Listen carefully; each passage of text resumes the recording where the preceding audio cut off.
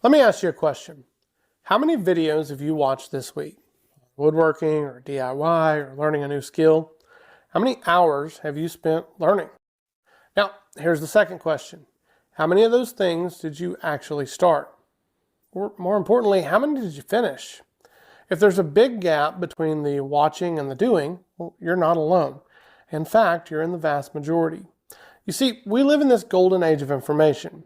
You can learn how to build a house, forge a knife, or code an app all for free and right from your phone.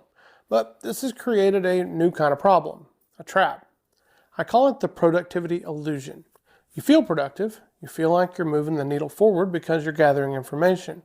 You're researching. But the research has become the hobby. And today, I want to talk about why this happens and the simple psychological trap that's keeping you from ever making that first cut. The first thing you have to understand, well, it's dopamine. It's a chemical in your brain, and I'm sure you've heard of it. It's the reward chemical. When you watch a 15-minute video of a craftsman taking a pile of rough lumber and turning it into a beautiful finished piece of furniture, your brain gives you a small hit of dopamine. You get to experience the entire journey, the problem, the process, and that perfect, tidy solution, and all in 15 minutes. You feel a sense of completion, a sense of accomplishment, but it's vicarious accomplishment. It's like eating junk food. It fills you up, but it doesn't really give you any real nourishment.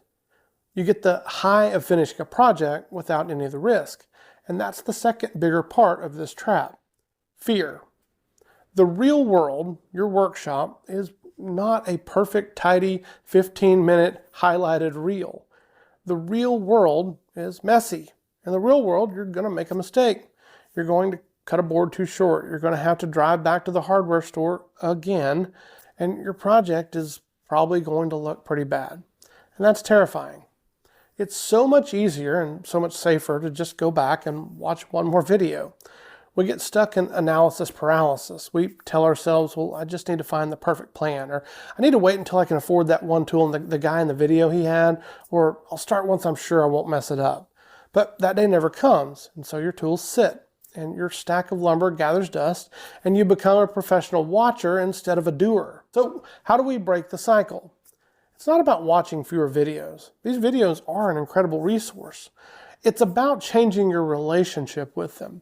You have to break the illusion. You have to redefine what success means. Success is not the perfect finished project. Not at first. Success is making sawdust. It's getting glue on your hands. It's that first crooked, ugly attempt. Because that first ugly attempt, it's real. It's tangible. You've learned more from that one imperfect cut than you learned from the last 10 hours of videos that you consumed. So here's my challenge to you. A simple two-step plan. 1. I call it the one video rule. You're just going to, the next time that you want to build something, find one good tutorial, watch it, and then turn it off, put the phone down, and go try. When you hit a problem, and you're going to hit a problem, resist the urge to immediately run back to YouTube. Just think. Stand there for a minute and try to solve it yourself. The struggle, well, that's where the real learning happens. Number 2 is the permission to be bad rule. I want you to literally give yourself permission to make a piece of junk. The goal of your first project is not to build an heirloom. The goal of your first project is to finish the project. Embrace the imperfections, because every one of them is a lesson that you've just paid for in sawdust and time. And that's 1,000 times more valuable than the passive knowledge that you're getting from a screen. So my question to you is, what's the one project that you've been researching for weeks or months or even years? I would love to know what that is. And then I want to encourage you to go start it.